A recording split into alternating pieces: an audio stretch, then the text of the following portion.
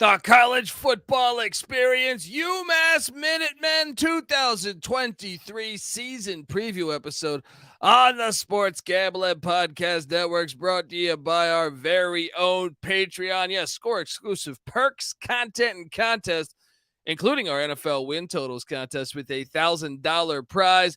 Join today, sportsgamblingpodcast.com/Patreon.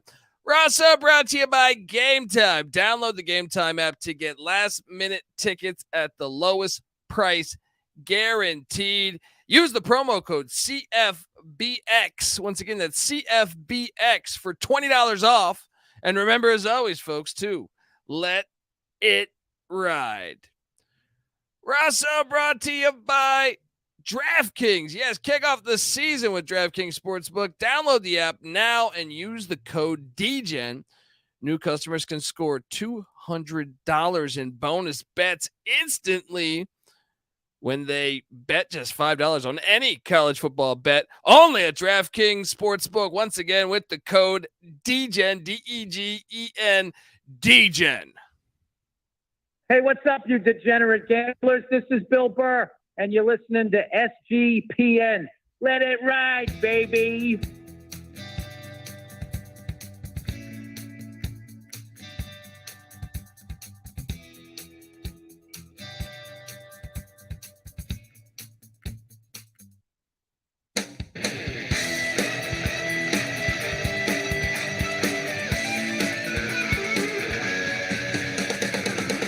Yes, yes, yes. Woo! Welcome. Welcome to the college football experience. UMass Minutemen 2023 season preview episode. It's exciting times, I think. I know you look back and say, wait, 1-11 year ago. Patience. Don Brown's no spring chicken. And he knows how to build a winner. And we're going to talk all about it because, look, this program needs that, man. This program, it wasn't that long ago, that UMass was competing, for championships in the FCS level. There's a blueprint to get this thing right. Now, since they've jumped up to the FBS, they've had their struggles. Their best season was 2 4-8 seasons under Mark Whipple. Walt Bell went a combined 2-26. That's not good. And but I think there's opportunity. There's reason to believe. It wasn't that long ago in the early 2000s to mid 2000s. They were rattling off winning seasons, and we're here to talk about it. Perhaps you're wondering just who the hell you're listening to, and that's fair. My name is Colby Swinging Database Dad, a.k.a. Pick Dundee. That's not a pick. This is a pick. He was raised in the land down under, where a man thinks on his feet, speaks with his fists, and lives by his wits. When Dundee happened, he was a superstar. I'm probably drinking too much and celebrating too much and not sleeping. I would have killed a normal man, but no, that's gone. The medical advice I got from that was like being hit by lightning. Pretend it never happened and get on with your life. And you're nothing but a chameleon, lemon-headed, coward, terrorist pussy. And I'm after you, buddy. You're going to pay for it. Good night. Yes. Exciting times talking UMass football. Andy Isabella. Some of the big time UMass days. We could go through it. It's the dawn of a new era, people. And I believe that this program can win. State university, state school for Massachusetts. What are we doing, folks? They should be better. And I think Don Brown's the right guy to get them back to where they should be. Hopefully you're watching on YouTube, youtube.com/the college experience. And remember, I also host the college basketball experience. Frank Martin is going to be killing it. Good year one. And I think good things are coming for the Minutemen. Let's talk about this. Don Brown takes over 1-11. Okay. And I get it. You could say, Colby, how are you this optimistic about the future of UMass football? Well, Don Brown's been the UMass head coach before. Now, granted, that was in the FCS. This is at a higher level. They're an independent. I would like for them to land in the Conference USA, perhaps. But, I like them as an independent. I just think it's easier to schedule I actually wish there was more independent teams. I just think it's easier to schedule in a conference. Look what Liberty's conference this year in the Conference USA opposed to it last year. It's a lot different. And I know if you look back at last season, there's not that much to be optimistic about. They had, let's do the math here. They had a 32-point loss to Tulane, who won the Cotton Bowl. They had a 45-point loss to Toledo, who won the MAC. They had a 28-point loss to Temple, which is just bad. That's an embarrassing loss. They almost beat Eastern Michigan, who was a bowl team, only a 7-point loss. They did beat Stony Brook by 17, but wasn't the greatest performance there either. 18-point loss to the Flamin' Libs of Liberty, 27-point loss to Buffalo, who was a bowl team, 10-point loss to New Mexico State, who was a bowl team, 17-point loss to UConn, who was a bowl team, 2-point loss to Arkansas State, who was terrible, and then a 17-point loss at Texas A&M, and then a 37-point loss to Army. So they got their ass whooped at a lot of games. All right, just 2 losses by a score or less. They were 0-2, actually 0-3 in 10-point games or less. So maybe we can build on that, and maybe there's room for optimism. And I can tell you there is, because Don Brown's history. Don Brown, yes, 68 years young, and just turned 68. So relax. He was UMass's head coach back in the early 2000s. So they went back to a familiar face, and he's just kind of he's just a great football coach. He's been in the Northeast for a long time. And when you look at his history, starting back in the 90s with Plymouth State, he was 25-6 as their head coach and had a big jump from year 1 to 2. Then he went to Northeastern. Remember when Northeastern wasn't a bunch of little bitches and they played football? Hey, bring back your football program, Northeastern. Just an idea. He was 4-7 in year 1, then 5-6 in year 2, and then 10-3, followed by 8-4, 27-20 at Northeastern. So he built a winner there. And then his first time at UMass, started out 6-5, then jumped to 7-4, and then year 3, 13-2, and lost to the champion in the FCS championship, followed by another 10-3 season. And he's had great success in the 7-5 season after that. So the question is can he do it this year, or is this, the 3-year plan, 4-year plan, perhaps could schedule a little more aggressively. But I do think this team will be better. We're going to get into it. We're going to talk transfer portal, such a huge role in college football in 2023. We're going to talk offense. We're going to talk defense. We're going to talk special teams for the Minutemen, and kind of preview their roster for 2023. We'll also go game by game on the schedule, and try to project whether you should be betting on the over or the under, and just how UMass will do in 2023. And we also have Michael Barker, who will stop by and talk about, he's better known as College Football Campus Tour on the internets, the interwebs, as George W. said.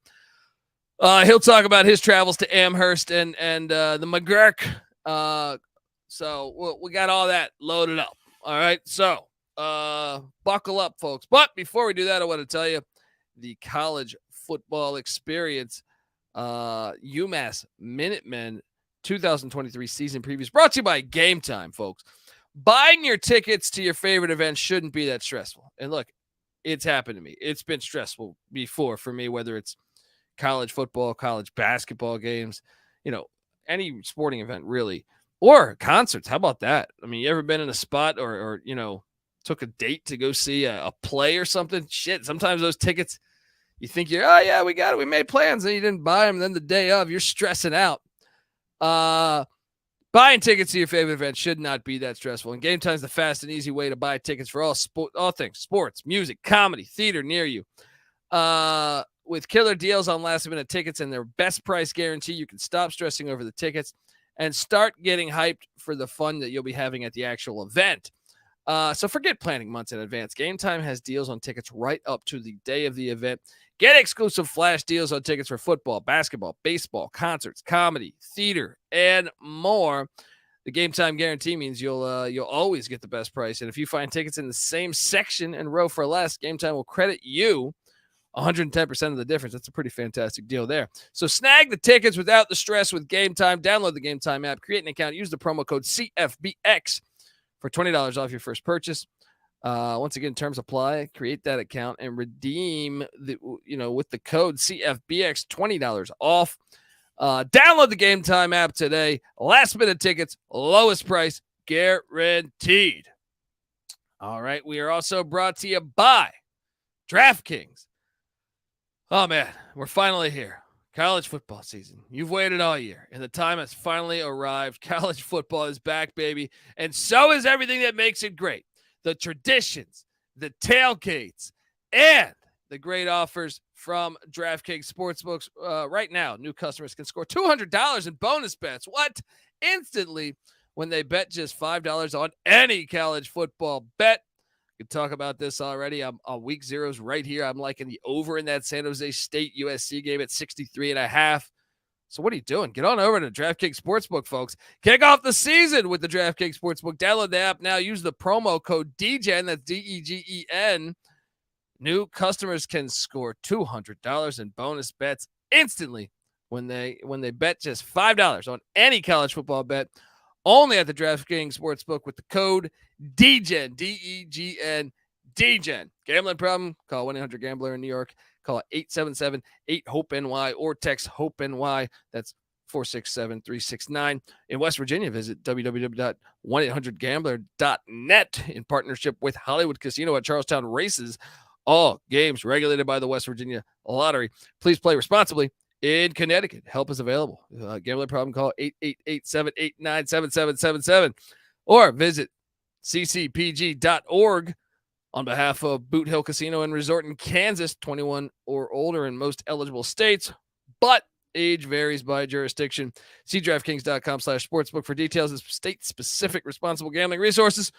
Bonus bets expire 7 days after issuance. So, eligibility and deposit restrictions apply. Terms and conditions at sportsbook.draftkings.com/football terms.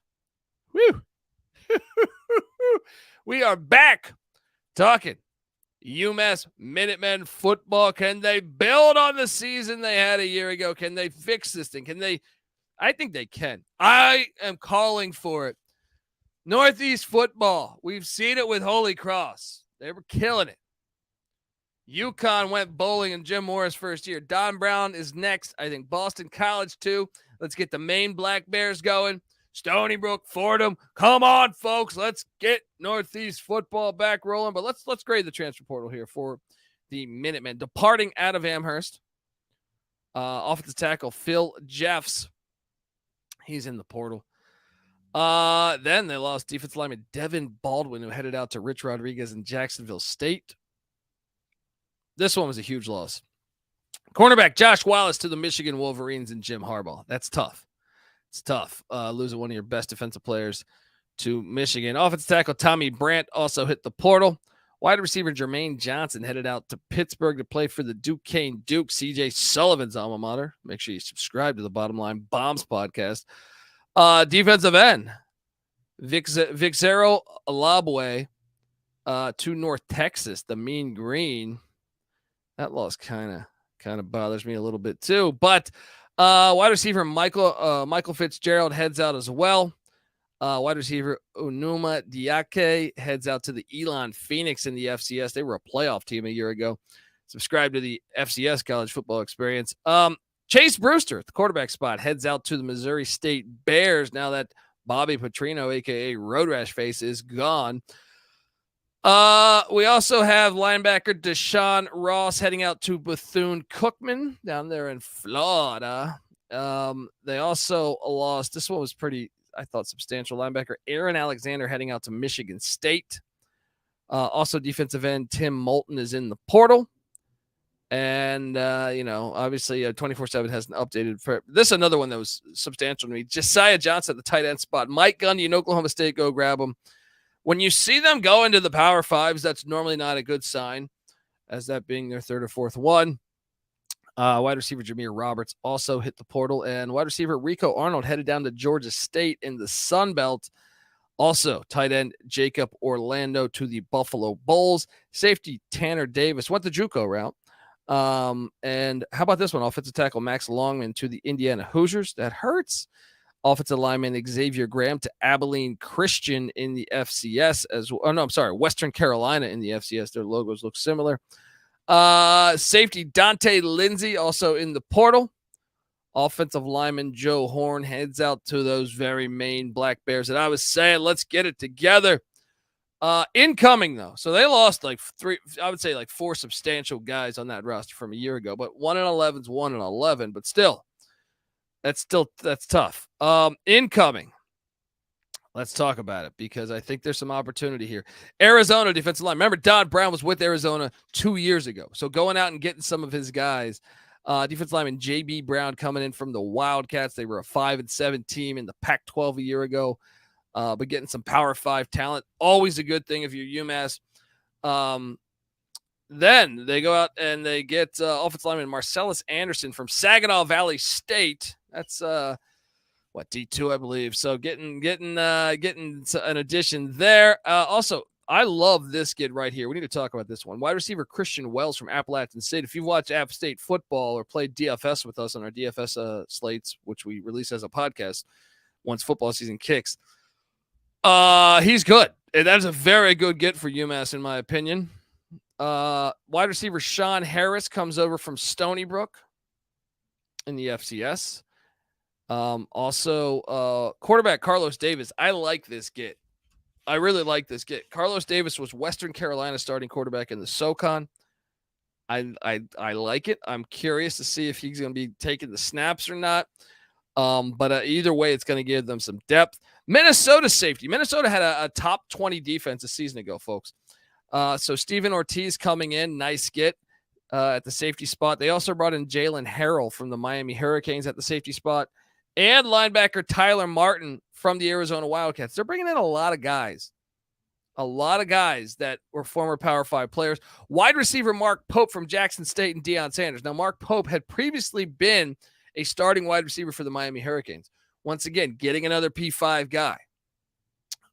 Arizona athlete, Jermaine Wiggins Jr. Remember, his father played tight end for the Jets and the Pats.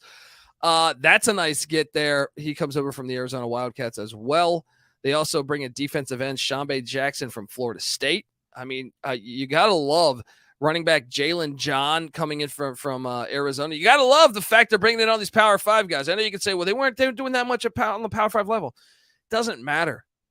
With Don Brown's coaching, and the fact that these are Power 5 guys, the talent level is rising in Amherst despite losing some key guys. Quarterback Taisun Phommachanh. This is a guy, I'm probably butchering your name, Taisun. My apologies, but he was at Georgia Tech. He transfers over now. This is a guy who was previously at Clemson. So this guy was a backup quarterback at Clemson, went to Georgia Tech last year. Now he's heading to UMass. Nice get there. Another Arizona player and athlete, Anthony Simpson. A Northern Illinois transfer at the offensive tackle spot, Brandon McKinnon. Remember, Northern Illinois won the MAC 2 years ago. A safety from Ole Miss, Deshaun Jerkins. Nice get. A Duke tight end named Matt Smith. Duke was a 9-win football team in the ACC a year ago. Linebacker Jerry Roberts, also from the Arizona Wildcats. Buffalo running back Jackson Paradis. He comes in. The Bulls were a Bull team a year ago. Albany offensive lineman Paris Heath comes in. Going the FCS route. Cornerback Gerard Cameron from Coastal Carolina transfers in. The shots were good in the Sun Belt as well. Another Arizona guy, 4-star transfer according to 24/7 Sports. So you want to circle that because this is the only 4-star transfer I think on the roster for the transfer portal. Cornerback Isaiah Rutherford from Arizona. All in all, I think I know it sounds crazy because some of those guys, but getting Wells and Pope, I actually think it's a wash. They lost some good guys. I would actually say they added more depth. I might give it a slight win in the portal. A slight win, especially getting 2 capable quarterbacks, I think. Going to be fascinating to watch the Minutemen this season, folks. So that's the ones we have noted here. And by the way, sometimes 24/7 Sports doesn't even kill it on that. They miss one. So there's perhaps some other ones out there as well.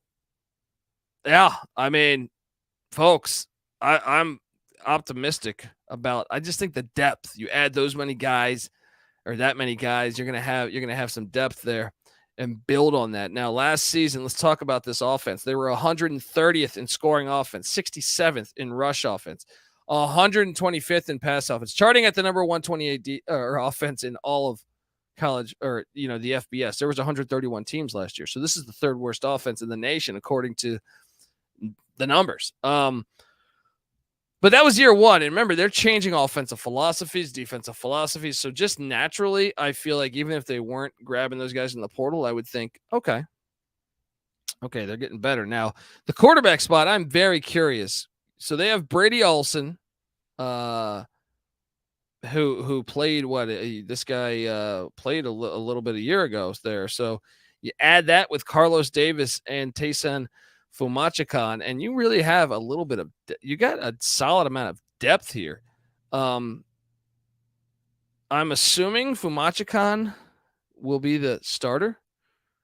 But at the running back spot, and this is where it gets interesting. So I think it's either going to be Phommachanh, maybe Olsen or Davis. I'm not sure who they go with there, but I would lean Phommachanh. The running back spot. This is going to be very interesting to see what they do here. Tim Baldwin is there, a former Indiana Hoosier transfer. And remember, they hit the portal a year ago and were very active. Paradis from the Buffalo Bulls. They also Jalen, John, and Kayron Adams. I think it's going to be a mix. Kayron Adams did play in 11 games a season ago. Those four, those four will be in the mix, I think. Might see a running back by committee thing there. Jalen John, remember, also came over from Arizona. So they're losing Merriweather a year ago, pretty tough there. And Ellis Merriweather was probably one of their better offensive players. The receiving position, and this is the one I'm talking about here. I am excited because this is one area of clear weakness. Anthony Simpson's penciled in to be the starting wideout. George Johnson is back from a year ago. They have Mark Pope and then Christian Wells. In my opinion, the wide receiver room is much better than a year ago. All right. I just think that area is really going to grow. The tight end position, Enai Flay. I don't know how to pronounce his name, but he is penciled in to be a starter at the sophomore spot. They also have Gino Campiotti. Now, they got destroyed with both their tight ends leaving. That hurts. So I have no idea if this is really going to be a unit that will impress. Now, going with the sophomore, at least he was with the program. I don't know. I mean, we'll see. I think that is an area of weakness and uncertainty. The offensive line, though, bringing back 4 of 5 starters. Sign me up for that. Okay. Now I'm buying in some. Biggest weakness to me seems to be you would like a running back to emerge. I think they're much better at the quarterback position than they were a year ago. Tight end position seems very weak to me, potentially. All right, let's talk about the defensive side of the ball because Don Brown, that's his forte, all right? And as much as I keyed in on the offense, by the way, that's Steve Casulo, who's the offensive coordinator there. The defense side of the ball is run by Keith Dudzinski and Don Brown. 103rd in scoring defense a year ago. 113th in rush defense. Got to get better there. 9th in pass defense, charting at the 54th best defense in America. And I do expect this team to get better there. And I'm actually really excited about the defensive side of the ball. They returned 3 of 4 on the defensive line. Marcus Bradley, Billy Wooden, and Cletus Mathurin in there. So they're breaking in one. Remember, Wiggins is also good. They're going to try to get him to play on the defensive line. Him and J.B. Brown, the Arizona transfers. The linebacking core. He's bringing in Jerry Roberts, who's going to be starting day one from Arizona. Also, they have Gerald Johnson back, and they're counting on Najee Logan to be a guy who got 10 starts a season ago. So love the linebacking core, bringing back 3 guys that started. The secondary. Okay, they go ahead and get Steven Ortiz from Minnesota. He's penciled in as a starter. They have a Penn State transfer at the free safety spot, and Tyler Rudolph 2 years ago was transferred out of Penn State. Mixed with Jalen Farrell, who's coming back, and then Jordan Mahoney at the cornerback spot, who was first team All-Independent a year ago. You add in the Ole Miss transfer too for some depth. I really think this defense is going to be good. I mean, they got a lot of, returning production there. Kicker Cameron Carson was 8 of 10 a season ago. He is back. And punter CJ Kaladze, also 12 games a season ago. He is back. So I'm optimistic, man. I think the defense, if the offense can just take a step forward, I think UMass might be a player. Now the schedule is going to be a little tricky. We'll get to it, folks, but I think the offense and the defense should be better than their numbers a year ago. Just familiarity with the system, depth. They keep adding depth via the transfer portal. So I am a little optimistic there. Folks, before we get to the schedule, once again, hopefully you're watching on YouTube, youtube.com/The College Experience. And remember, this is the College Football Experience podcast, and we talk college football year round here. We break down all 133 teams with the solo podcast for each and every team in the land. But also, we host the FCS College Football Experience. That's another podcast you should check out if you like FCS college football. Also, the College Basketball Experience. When the season tips, I'm here every single night of the season. And my co-host is a former employee for Frank Martin when he made a Final Four run at South Carolina. So check out the College Basketball Experience. Shout out to Moneyline Mac, who does the show with me. Also, check out the College Baseball Experience. And the Big 12 Experience. We got all those experience podcasts out. We come together as one on youtube.com, youtube.com/The College Experience. So subscribe there, and please hop over to iTunes for whatever podcast you're a fan of. Hopefully it's this one, and give us a 5-star review. We'd appreciate that. So also, I want to tell you that the UMASS Minutemen 2023 season preview episode is brought to you by the Sports Gambling Podcast Patreon. Yes, sign up for the Patreon to get access to exclusive contests, including the NFL Win Totals contest with a $1,000 first place prize. Besides the season-long contest, they also have weekly contests just for the patrons, plus a monthly SGP Stories podcast, completely ad-free and full of behind-the-scenes stories from SGPN. There's even a Discord channel for the patrons. Only you can prevent corporate gambling. So do your part and sign up today. sportsgamblingpodcast.com/Patreon. That's sportsgamblingpodcast.com/Patreon. All right, folks, if you're watching on YouTube, youtube.com/The College Experience, you see the sweet graphics here. Shout out to our graphics department, Cam Kerr, getting this thing together. But the win total sitting at 2. Wow. Okay. Blindly, without looking at the schedule, I will hammer the over here. But let's get into this madness. All right, because week 0, yes, in 8 days, 1 week from now, 7 days actually. I'm recording this right now. This will be out probably by the time you're listening. This will probably be like 5-6 days away. But we got a week 0. We got a week 0 humdinger, they say. As UMass heads to Las Cruces, New Mexico, to take on New Mexico State. Now, I favor New Mexico State here, but it would not surprise me if UMass got the dub. But let's say 0-1, just because it's on the road. If this was in Amherst, I'd feel a little bit better. Week 2, they are at Auburn, and that's week 1 for Auburn, taking on Hughes Strip Club Freeze. They're probably going to lose that game too, 0-2. And then they're home to the Miami, Ohio Redhawks. I mean, Miami's going to be favored, but it wouldn't shock me if UMass got one of these ones. The very next week, they're at the Factory, taking on Eastern Michigan in Ypsilanti. I'm going to say this. By September 16th, I think this team has won a game. Right? One game. On September 23rd, they host New Mexico. I think that's an opportunity to get a second one. Now, I think this game is going to be very close. So I think that is a coin flip of a game, but it's a far trip for New Mexico. I favor UMass to get that second dub. Then they are home to Arkansas State. You got to circle this one because I think you could go over, or let's say they go 0-4. Let's play devil's advocate and say they go 0-4 to start the season, but they beat New Mexico. They beat Arkansas State. Then they get Toledo October 7th. Toledo won the MAC a year ago. I don't expect them to win that game. Then on October 14th, they're at Penn State. I don't expect them to win that game. Then they get a bye, and on October 28th, Halloween weekend, they go to West Point. I don't know what Army's going to look like with those new rule changes where they can't cut block and they're running out of the shotgun now. So I think that game could be winnable. I know that sounds crazy because they lost by 37 a year ago to that very team. And then after that, they get Merrimack. Now, Merrimack is a good FCS squad, Northeast football on the rise, but I think they beat Merrimack. Folks, I love the over here, and I haven't even gotten to. They get 2 bye weeks, so October 21st is 1 bye week, then November 11th, and then they had 2 Liberty to take on Jamie Chadwell. Now, he'll probably have Liberty rolling by them, and that is a tough place. The fans show out there. And then you got the rivalry game against the UConn Huskies and Jim Mora. Honestly, I think this team's like a 3-9 team, 4-8, 3-9. I'll take the over on UMass, and hey, I think this is the right path. I think this is the right path. Let me build you a best case scenario season here. All right.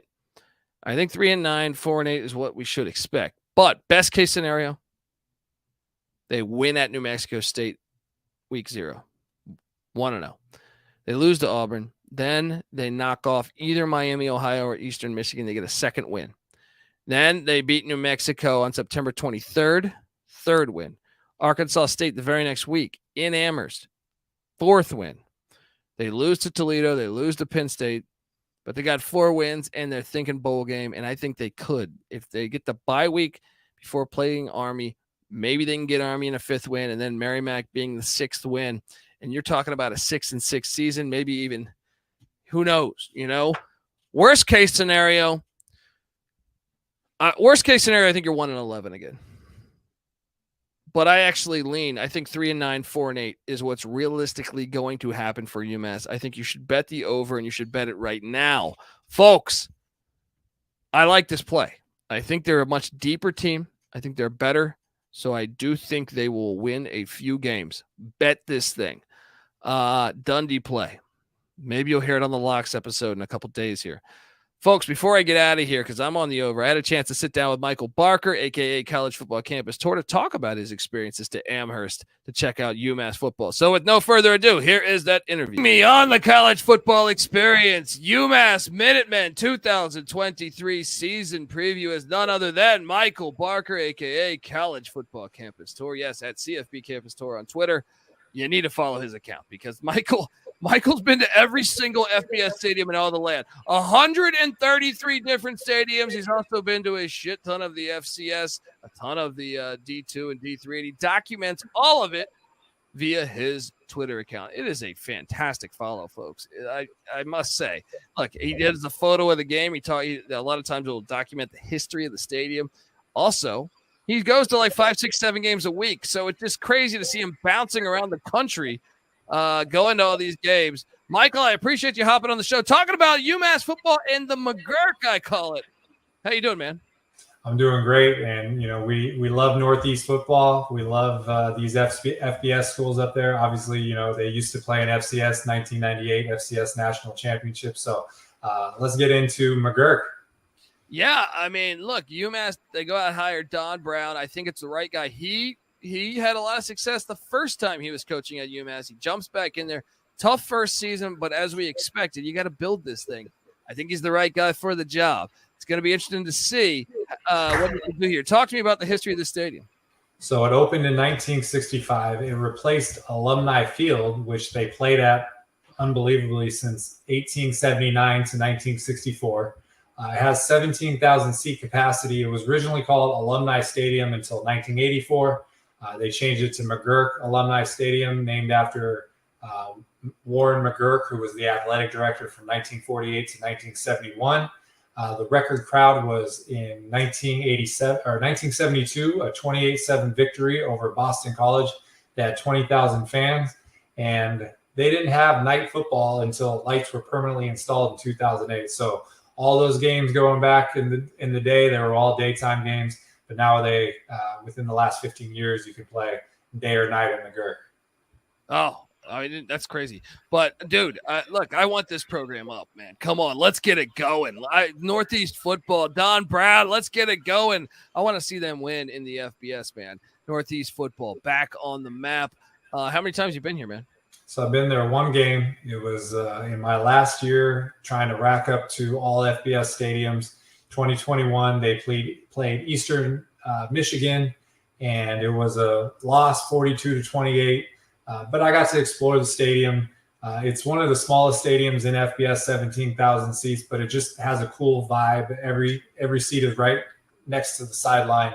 And, it's also a candidate for many doubles. You got all those schools in the Northeast, the FCS schools. You got Harvard, you got Stonehill, you got Merrimack, you got Boston College. So great opportunities up there. And I'm looking for another shot to go up and see a UMass game, like you said, in the Don Brown era. Hell yeah, man. Hell yeah. Let's make that happen, man. Folks, I mean, come on. The guy goes to 133 different stadiums. He documents all of it, 5, 6, 7 games a week. You got to give him a follow at CFB Campus Tour.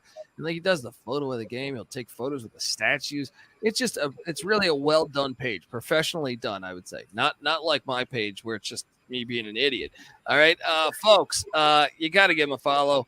At CFB Campus Tour on Twitter. You won't regret it. And, Michael, I appreciate you hopping on the show. And perhaps one day we can catch a game at the McGuirk. Let's go. Harvard at noon, UMass at 7. That sounds good to me.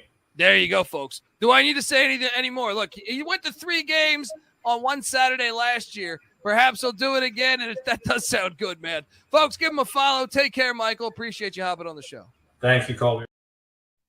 Michael Barker going to all these college football games. Absolutely fantastic. Get out there, support. We love Ivy League football as well. They started, them, Rutgers. They started college football, man. You got to love it. And UMass is no different. They're in the mix there. So go get yourself in with all this crazy conference realignment shit going on. Get yourself out to a UMass football game. Support, or maybe you're in Seattle and you're just like, well, tune into a UMass game. I think you'll enjoy it, folks. I'm on the over. You're gonna want to tune in when you bet the over, like old Dundee here. So do that. Give us a follow on Twitter at TCE on SGPN. I'm on Twitter at TheColbyD. The College Football Experience. Subscribe to the podcast, iTunes, Spotify, wherever you get podcasts. Also, the FCS College Football Experience, the College Basketball Experience, the College Baseball Experience, and the Big 12 Experience. So got all that going for you. Go subscribe to all those separate podcasts. We come together as one on YouTube, youtube.com/The College Experience. Also, check out the Sports Gambling Podcast with their 32 NFL team breakdowns, every single team in the land. Going on the over, the under, analyzing everything. Check out that. Get the SGPN app. It's free to download in the App Store and Google Play Store. You'll get access to our articles. There's a lot of great written content that you don't get necessarily on here. So you'll get free access to that. And we're not trying to steal your money. Also, come talk UMass football, basketball, baseball in the Discord, sportsgamblingpodcast.com/Discord. Or just maybe you're just a gambler that likes gambling on shit. Check it out there. We got everything. Game of dominoes happening in an alley in Mexico City is probably covered on that Discord somewhere. So check all that good shit out, folks. And honestly, bet the over here. I like it. This is the College Football Experience, UMASS Minutemen. Till next time, folks. You better start thinking about yours. And we out of here.